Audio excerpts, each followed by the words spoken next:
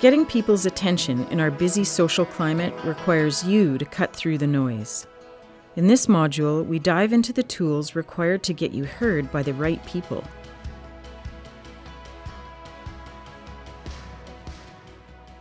Influencing policy is kind of an art. It takes some strategy, it takes creativity, and it takes some grit. Unless people know there's an issue, nobody's going to pay attention to it.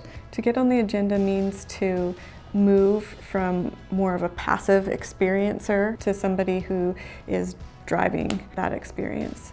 A key part of getting on the agenda is having clear messaging and telling a compelling story. FRAMES is a helpful acronym developed by the Centre for Story-Based Strategy to guide the development of your storytelling plan. The first step is to frame the issue by defining the problem, the impact, and the solution. And make sure you reinforce your vision and values. When you're talking about making change, you can't just tell people to do something.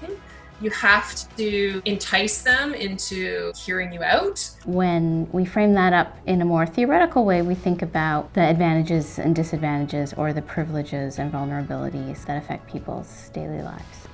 Knowing who you want to influence and where they stand on the issue helps you frame your story. And once you know your audience, you can find the best way to reach them. Remember that we're not the audience. Most people are not as engaged as someone who's working on this every day. Really good campaigning is helping people understand policy and how that affects their daily lives. They want to know if they're putting their energy into something that it's going to make a change.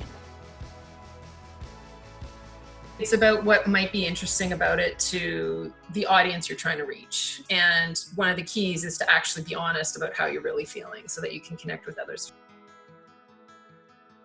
It's not about changing your core message. It's just about how you package it up in a way that gets someone's attention. And then once you've got people's attention, you can dive into the details.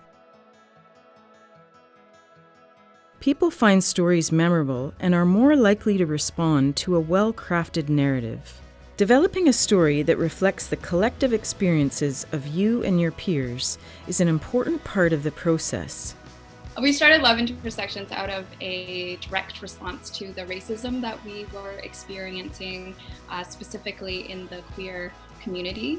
David and myself came together to both support each other, but also to support other BIPOCs in telling our stories and making ourselves visible. And by sharing our story, we want to inspire other people to get involved and also to fight for representation and inclusion.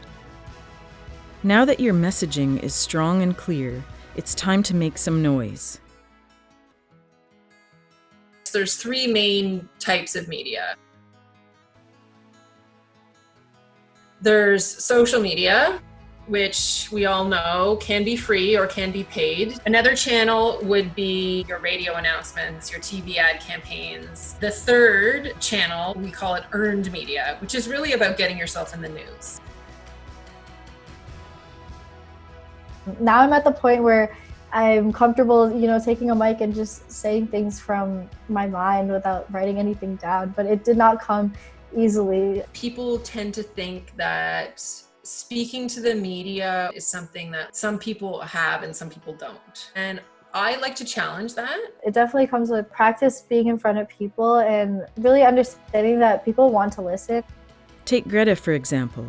She started her movement as a shy, introverted person. Now her story has inspired a movement of young people worldwide, stepping up to use their influence for good, addressing climate, intersectionality, and systemic racism. Now it's your turn to be part of the story.